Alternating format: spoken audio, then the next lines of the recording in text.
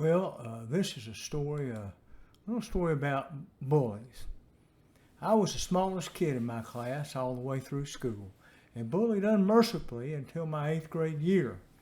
That year I decided that if anybody threatened me again at school, I was going to start it right there and any weapon at my disposal with as much violence and effect as possible.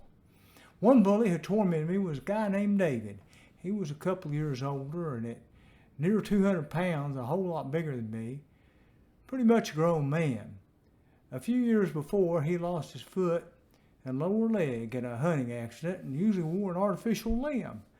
He was meaner than a copperhead snake and would hit me on the head or knock my books out of my hands on the school bus or shove me or lock me in a locker in the hall at school. He was constantly threatening to whip me after school and I was terrified of him. One day someone came up behind me and smashed my face into the water fountain. I had my history book in my hand and without thinking I whirled around, striking David in the face. Fortunately that day he wasn't wearing his artificial leg and was on crutches.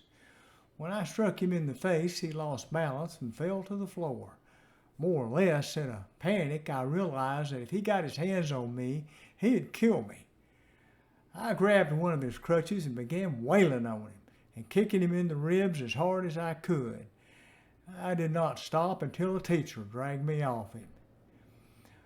I had come to the conclusion that the only fair fight was one in which I didn't get killed, and the teachers would likely intervene before I got killed.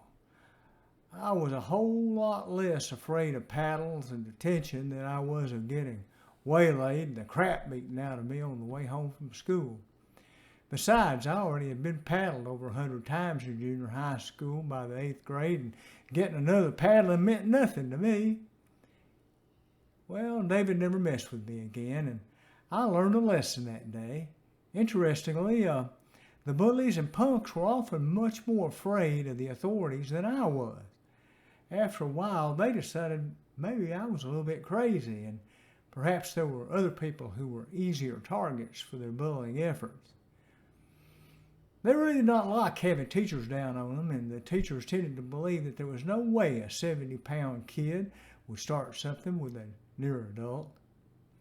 I also cultivated the friendship of some pretty good-sized boys who took up for me. I learned in the end that if you show no fear and attack with total abandon and never ever give up, you have an edge on most anyone, no matter how big they might be. In the tradition of my Celtic and Scandinavian Viking ancestors, I guess you could say berserkers are a little bit scary. Thank you.